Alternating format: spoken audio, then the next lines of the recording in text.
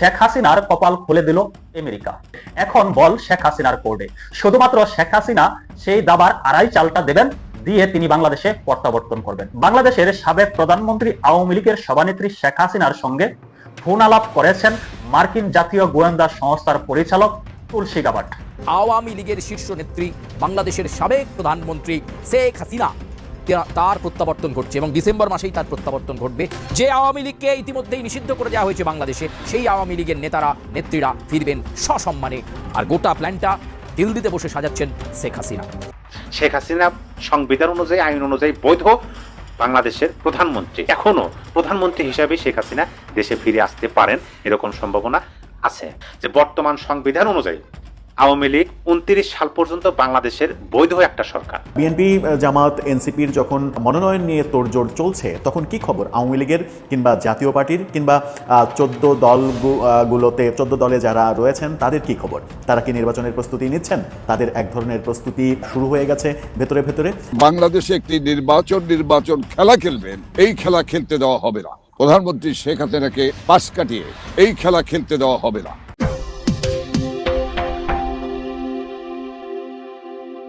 সম্মানিত দর্শক, আমাদের দেশের কি একটা অবস্থা হয়ে গেছে। আপনি কি প্রতিদিন দেশের খবর জানতে চান? তাহলে চ্যানেলটাকে অবশ্যই সাবস্ক্রাইব করবেন আর নিজেদের মন্তব্য ভিডিওর পিন কমেন্টে বলে আসতে পারেন। আর ভিডিওটা যদি ভালো লাগে তাহলে অবশ্যই ভিডিওটাতে একটা লাইক দিবেন। আর বেশি কথা না বাড়িয়ে আজকের যে মূল টপিকটা সেটা আমরা চলে যাই। তো চলুন স্ক্রিনের উপর ভিডিওটা দেখে নিই। যে বাংলাদেশে একটি নির্বাচন খেলা খেলবেন, এই খেলা খেলতে দেওয়া হবে না। প্রধানমন্ত্রী শেখ হাসিনাকে পাশ কাটিয়ে বৃহত্তম রাজনৈতিক দল, যে দলটির উপর প্রায় 69% মানুষের সমর্থন রয়েছে, মুক্তিযুদ্ধে নেতৃত্ব দানকারী দল এবং মুখ থুবড়ে পড়া যে বাংলাদেশ, সে বাংলাদেশকে উন্নয়নের রোল মডেলে শেখ হাসিনার নেতৃত্বে পরিণত করা একটি দল, সেই দলটিকে নির্বাচনের বাইরে রেখে যারা চিন্তা করেন যে বাংলাদেশে একটি নির্বাচন খেলা খেলবেন, এই খেলা খেলতে দেওয়া হবে না। এই খেলা তাদেরকে খেলতে দেওয়া হবে না। কেন হবে না? আমি আপনাকে বলছি, ডক্টর ইউনূস সাহেব খালেদা জিয়ার কাছে গিয়ে জিজ্ঞাসা করা উচিত যে একটি আওয়ামী লীগ ব্যতিরেকে একটি নির্বাচন তিনি করেছিলেন, ভোটবিহীন নির্বাচন, দলবিহীন নির্বাচন। সেই আওয়ামী লীগ বিহীন নির্বাচনটি করে তিনি মাত্র 15 দিন টিকতে পেরেছিলেন। আমরা 15 দিনের পরে 16 দিন কিন্তু তাকে থাকতে দেইনি, বাংলার জনগণ দেয়নি।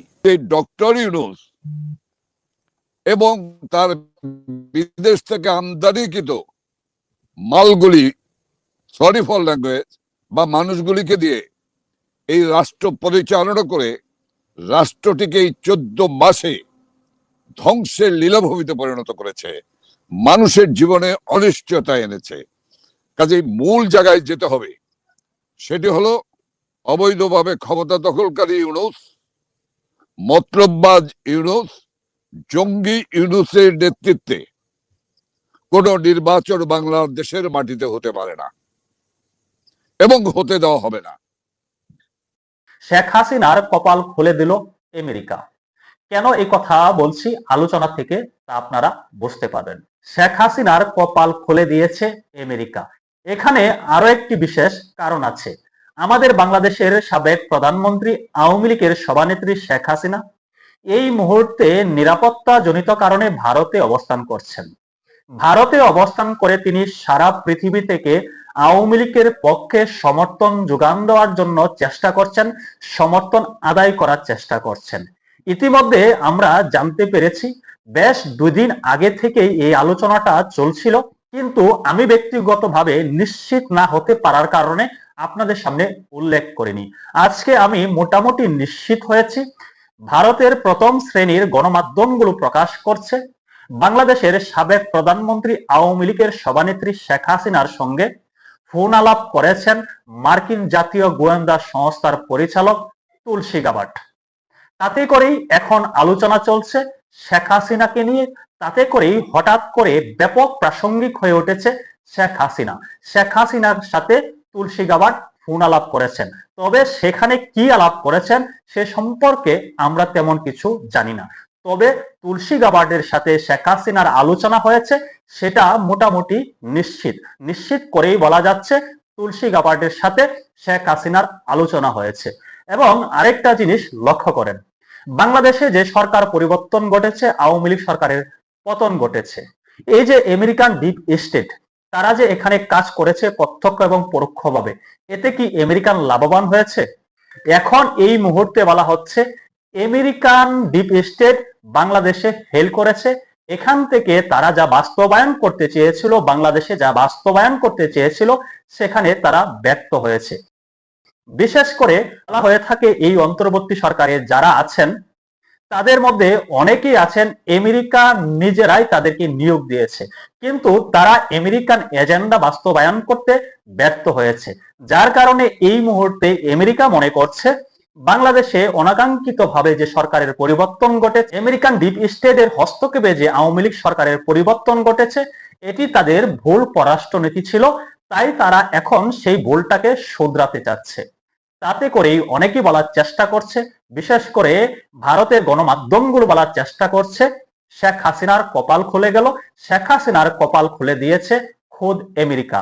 যে আমেরিকার কারণে, যে আমেরিকান ডিপ স্টেটের খেলায় শেখ হাসিনার পতন ঘটেছে, সেই ডিপ স্টেট, সেই আমেরিকান প্রশাসন এখন শেখ হাসিনার পক্ষে, এখন বল শেখ হাসিনার কোর্টে। শুধুমাত্র শেখ হাসিনা সেই দাবার আড়াই চালটা দেবেন, দিয়ে তিনি বাংলাদেশে প্রত্যাবর্তন করবেন, এমন অনেক গুঞ্জন শোনা যাচ্ছে। আমি বিষয়টা নিশ্চিত হতে পেরেছি, তুলসী গাবার্ড শেখ হাসিনার সাথে আলোচনা করেছেন। বিএনপি, জামাত, এনসিপির যখন মনোনয়ন নিয়ে তোড়জোড় চলছে, তখন কি খবর আওয়ামী লীগের কিংবা জাতীয় পার্টির কিংবা 14 দলে যারা রয়েছেন তাদের কি খবর? তারা কি নির্বাচনের প্রস্তুতি নিচ্ছেন, নাকি তারা ধরেই নিয়েছেন যে আগামী নির্বাচনে তারা অংশগ্রহণ করতে পারবে না? কি ভাবছে আওয়ামী লীগ? আওয়ামী লীগের বিভিন্ন জায়গা থেকে, নেতৃত্বের বিভিন্ন জায়গা থেকে কি ধরনের সিগন্যাল দেয়া হচ্ছে? তারা কি এখন পর্যন্ত মনে করছে যে তাদেরকে ছাড়া নির্বাচন সম্ভব নয়, সুতরাং তাদের এক ধরনের প্রস্তুতি শুরু হয়ে গেছে ভেতরে ভেতরে?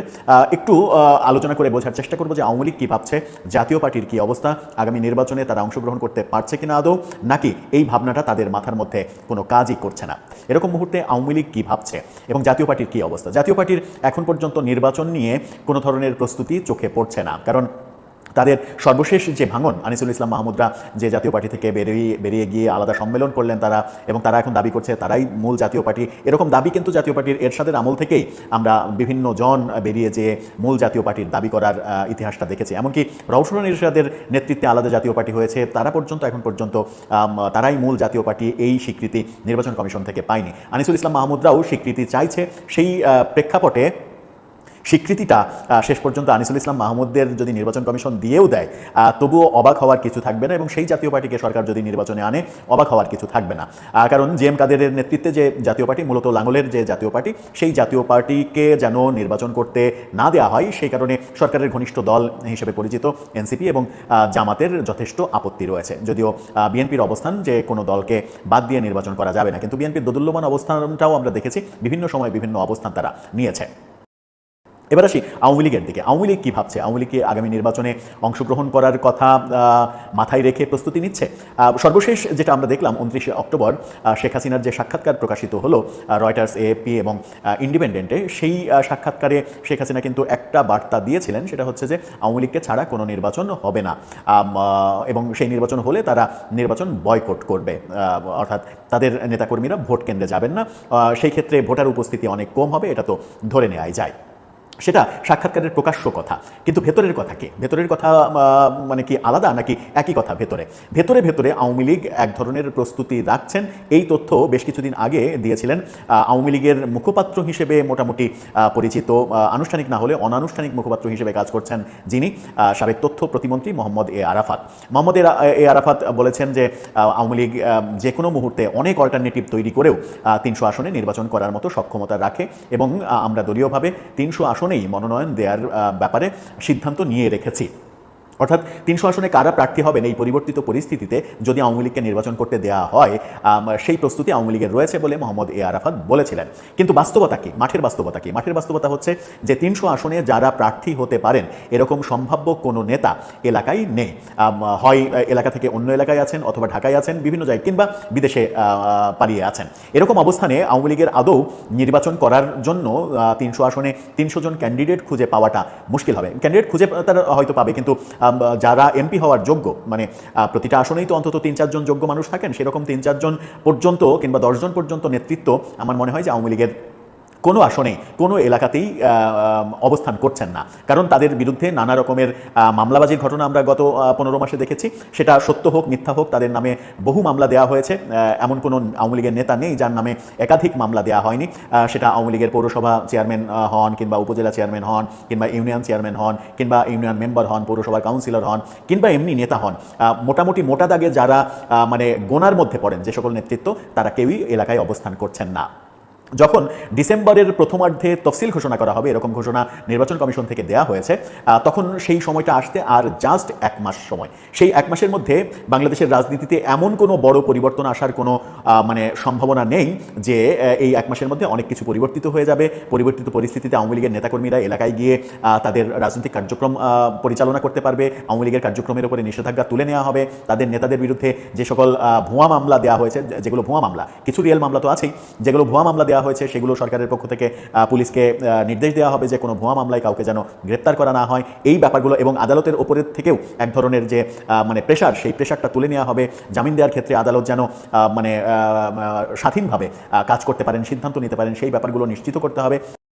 সেগুলো এই 1 মাসের মধ্যে আদতে বাস্তবতা নেই, এই 1 মাসের মধ্যে সম্ভব নয়। যেহেতু সম্ভব নয়, সেহেতু আওয়ামী লীগকে যদি নির্বাচন করতে দেওয়ার সিদ্ধান্তও নেয় এই সরকার শেষ মুহূর্তে এসে, তফসিল ঘোষণার আগের মুহূর্তে এসে, তবুও আওয়ামী লীগের নির্বাচন করার মতো অবস্থান নেই। কারণ তাদের রাজনৈতিক কর্মকাণ্ড একেবারে ভেঙে পড়েছে। সেটাকে গুছিয়ে এক জায়গায় আনার জন্য একটা বড় সময় দরকার। সেটা মিনিমাম তো অন্তত 6 মাস 1 বছরের একটা সময় দরকার, যদি তাদেরকে ফ্রিলি রাজনীতি করতে দেওয়াও হয়। তার মানে ইকুয়েশনটা যেটা দাঁড়াচ্ছে সেটা হচ্ছে যে আওয়ামী লীগকে নির্বাচন করতে শেষ মুহূর্তে দেওয়ার ঘোষণা সরকার কৌশলগত কারণে দিতে পারে, কারণ আন্তর্জাতিক চাপ রয়েছে, বিভিন্ন মানবাধিকার সংস্থা থেকে সরকারকে চিঠি দেওয়া হচ্ছে। সেরকম কারণে সরকার শেষ মুহূর্তে আওয়ামী লীগের কার্যক্রমের উপরে নিষেধাজ্ঞা তুলে, নির্বাচনের জন্য যে নিষেধাজ্ঞা, সেই নিষেধাজ্ঞা তুলে নিতে পারে। যেন বলবেও না যে নির্বাচন করুক কিংবা করতে পারে, এরকম বলবে না, কিন্তু নির্বাচন করার পরিবেশ থাকবে, মানে খাতা কলমে পরিবেশ থাকবে, কিন্তু আওয়ামী লীগ নির্বাচন করার মতো বাস্তবতায় থাকবে না বলে নির্বাচন বর্জন করবে। সুতরাং আওয়ামী লীগ নিজে থেকে যদি নির্বাচন বর্জন করে, তাহলে সরকারের একটা মানে অজুহাত দাঁড় করানোর একটা স্কোপ থাকবে যে আমরা তো নির্বাচন করতে দিয়েছি, তারা নির্বাচন করেনি। যে যুক্তিটা আওয়ামী লীগ তার শাসনামলে দিয়েছিল যে আমরা তো বিএনপিকে নিষিদ্ধ করি না, তার কার্যক্রমের উপরে নিষেধাজ্ঞা দিই নাই, আমরা নির্বাচন আয়োজন করেছি, তারা নিজেরা নিজে থেকে নির্বাচন বয়কট করেছে, নির্বাচন করেনি। এখন আমাদেরকে নিষিদ্ধ করে নির্বাচনের কর্মকাণ্ড থেকে বাইরে রাখা হচ্ছে মানে নির্বাহী আদেশ জারি করে। এই অজুহাত তো আওয়ামী লীগের রয়েছে। এর মাঝে খুবই গুরুত্বপূর্ণ একটা কথা যেটা বলা যায় সেটা হচ্ছে যে মোহাম্মদ এ আরাফাত আরেকটা কথা বলেছিলেন। সেটা হচ্ছে মোহাম্মদ এ আরাফাত না, মানে সজীব ওয়াজেদ জয়, সর্বশেষ যে এপির সঙ্গে সাক্ষাৎকার সজীব ওয়াজেদ জয়ের, সেই এপির সঙ্গে সাক্ষাৎকারে সজীব ওয়াজেদ জয় কিন্তু পরিষ্কার করে একটা কথা বলেছিলেন, সেটা হচ্ছে যে তাদেরকে নির্বাচনের সুযোগ দেয়া হলেও তাদের জন্য একটা ব্রিদিং টাইম দরকার। অর্থাৎ মানে তাদের প্রিপারেশনের যে কথা বললাম, যে তাদের প্রিপারেশনের জন্য একটা টাইম দরকার, টাইম দিতে হবে। শেষ মুহূর্তে হুট করে যদি বলে যে নিষেধাজ্ঞা তুলে নিলাম, আওয়ামী লীগকে নির্বাচন করতে দেওয়া হবে, তাহলে আওয়ামী লীগ নির্বাচন করবে না, নির্বাচন বয়কট করবে। সজীব ওয়াজেদ জয়ের ওই কথাটাই, এপির সঙ্গে দেয়া সাক্ষাৎকারের ওই কথাটাই খুবই গুরুত্বপূর্ণ আমার কাছে মনে হয়েছে, যে তারা এই নির্বাচনে সরকার যদি নির্বাচন করতে দেয়ও, তবুও তারা নির্বাচনে অংশগ্রহণ করবে না এবং নির্বাচন বয়কট করবে। এবং আওয়ামী লীগের কোনো নেতার কোনো ধরনের অফিসিয়াল আনঅফিসিয়াল কোনো কথাতেই মোহাম্মদ এ আরাফাত মানে বলার জন্যই হয়তো বলেছিলেন যে তাদের 300 আসনে প্রস্তুতি রয়েছে, কিন্তু আমার মনে হয় না যে আওয়ামী লীগের 300 আসনে কোনো ধরনের কোনো প্রস্তুতি রয়েছে।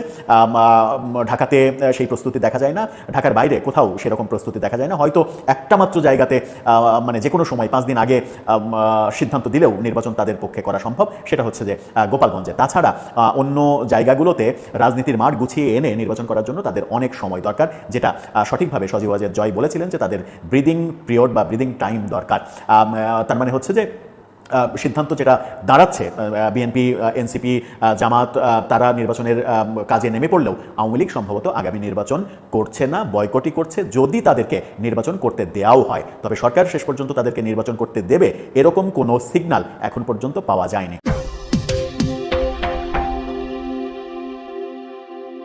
সম্মানিত দর্শক, আমাদের দেশের কি একটা অবস্থা হয়ে গেছে। আপনি কি প্রতিদিন দেশের খবর জানতে চান? তাহলে চ্যানেলটাকে অবশ্যই সাবস্ক্রাইব করবেন আর নিজেদের মন্তব্য ভিডিওর পিন কমেন্টে বলে আসতে পারেন।